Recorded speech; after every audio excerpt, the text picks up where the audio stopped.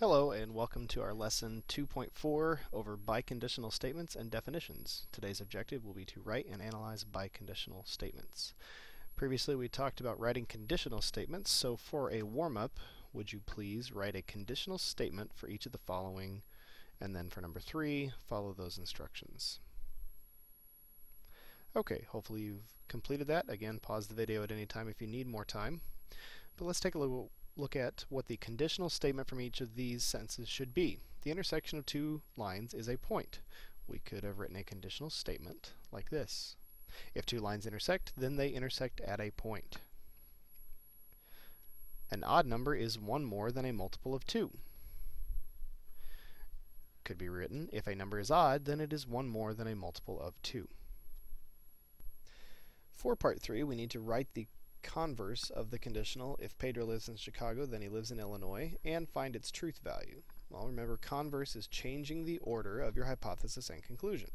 So the converse would be, if Pedro lives in Illinois, then he lives in Chicago. If you think about this, this is going to be a false statement, because if Pedro lives in Illinois, he could live in a different city in that state, and that would make the conclusion false, but the hypothesis true. So this is false. Let's take a look at the rest of lesson 2.4. In lesson 2.4, we're going to talk about what a biconditional statement is. So first we need to define that term. A biconditional statement is any statement that can be written in the form P if and only if Q. This is meaning that your hypothesis is true if and only if your conclusion is true. And this means that if your hypothesis, then your conclusion would be true, and if your conclusion, then your hypothesis is be true. When a statement and its converse are both true, we can write that as a biconditional statement. And there's some ways we can represent these biconditional statements.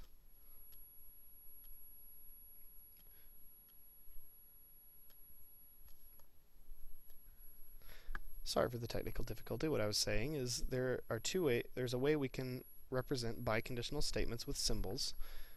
This would be read as P if and only if Q. We can use a double-sided arrow, or we can abbreviate if and only if with the letters I, F, F. So let's write conditional statements and the converses within the biconditional statements given. You're given the biconditional statement, an angle is obtuse if and only if its measure is greater than 90 degrees and less than 180 degrees. So we could write a conditional statement if an angle is obtuse, then its measure is greater than 90 degrees and less than 180 degrees. But we could also change the order. We could take the converse of this and say, if its measure is greater than 90 degrees and less than 180, then an angle is obtuse. So why don't you try parts B and C? You should have gotten, if a solution is neutral, then its pH is 7, but the converse would be, if its pH is 7, then a solution is neutral. On part C, we should have gotten, if Chloe is a member, then she has paid the $5 dues, and we should have also gotten, if she has paid the $5 dues, then Chloe is a member. These are the conditional statements that can be found from given biconditionals. In example 2, we will need to write the converse of a conditional statement and then put those together as a biconditional statement. On part A, if 5x minus 8 equals 37, then x equals 9. If you solve this equation for x, you do get x equals 9. Also, if you know x equals 9 and plug it into this equation to check your answer, this equation is true. So the converse could be written this way. If x equals 9, then 5x minus 8 equals 37. So we can write the biconditional 5x minus 8 equals 37 if and only if x equals 9. for writing biconditionals, the order doesn't really matter. We could have also said x equals 9 if and only if 5x minus 8 equals 37.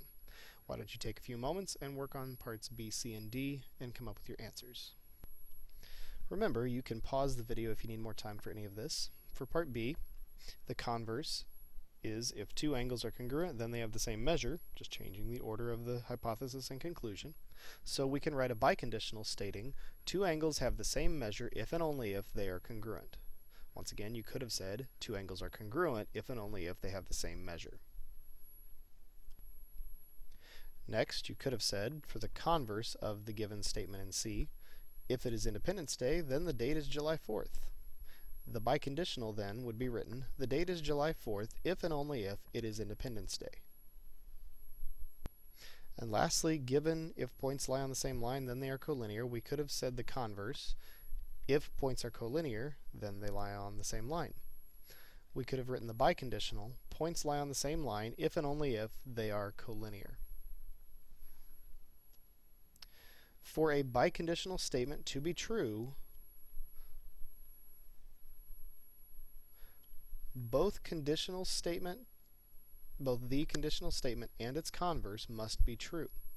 If either the conditional or the converse is false, then the biconditional statement is false.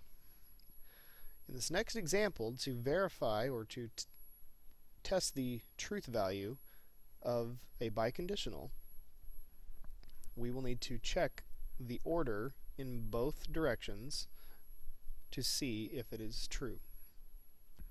So let's do part A together. A rectangle has side lengths of 12 centimeters and 25 centimeters if and only if its area is 300 square centimeters. Well, if I worded it in the order that it is written, as an if and only if statement, it would look like this. But if I change it to an if-then statement, just if a rectangle has side lengths of 12 centimeters and 25 centimeters, then its area is 300 square centimeters, we would need to check that to see if it is true. If a rectangle has dimensions of 25 and 12 centimeters, then the area, length times width, would actually be 300 square centimeters. 12 times 25 is 300. But if I take the converse of that statement,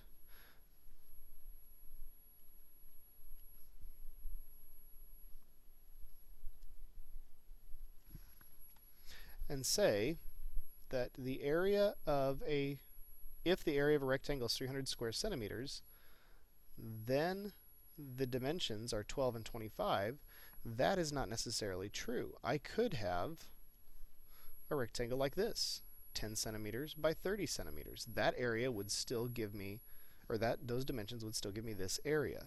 Since this rectangle has an area of 300 square centimeters but does not have side lengths of 12 centimeters and 25 centimeters, that is our counterexample showing that this is false.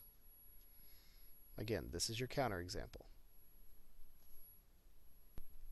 So let's look at part B.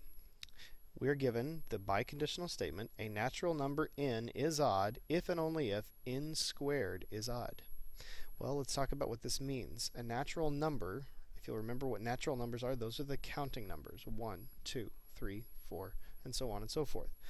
They do not include 0 or negative numbers.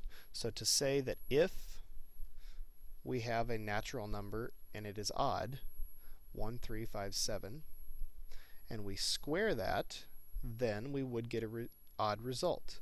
1 squared is 1, 3 squared is 9, 5 squared is 25, 7 squared is 49. However, if I take the converse and say if n squared is odd, then a natural number n would also be odd. You have to be careful of that. If I had n squared as 25, n could be 5, and we are only considering the natural numbers, so that is also true. You just have to check to make sure both statements are true. This is a true biconditional because whether I say it if a natural number n is odd, then n squared is odd, or if n squared is odd, then a natural number n is odd, those are both true. So this is a true biconditional. Part C. An angle is a right angle if and only if it measures 90 degrees. Well, if I stated that as an if-then statement, it might read, if an angle is a right angle, then it measures 90 degrees.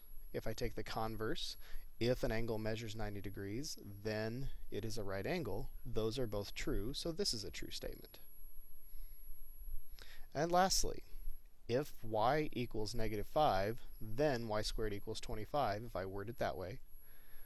But if I take the converse of that and say if y squared equals 25, then y equals negative 5, that is not necessarily true. This is a false biconditional because if I word it the other way around, we have another way for y squared to equal 25, and that is when y equals positive 5. So this is not the only way for y squared to equal 25. So the if and only if statement is false. You may have noticed in this lesson that a lot of the things we are using as biconditional statements are some geometry terms that we've already defined this year.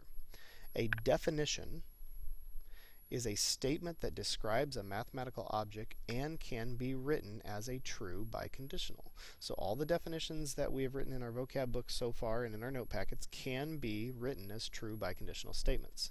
So we're going to attempt to do that with example 4. We are told what a pentagon is in example 4a. We need to write that as a biconditional statement. A pentagon is a 5-sided polygon. A biconditional statement could be worded this way. A polygon is a pentagon if and only if it has 5 sides. What is the other way of wording that? You may also have said a polygon has 5 sides if and only if it is a pentagon. Part B.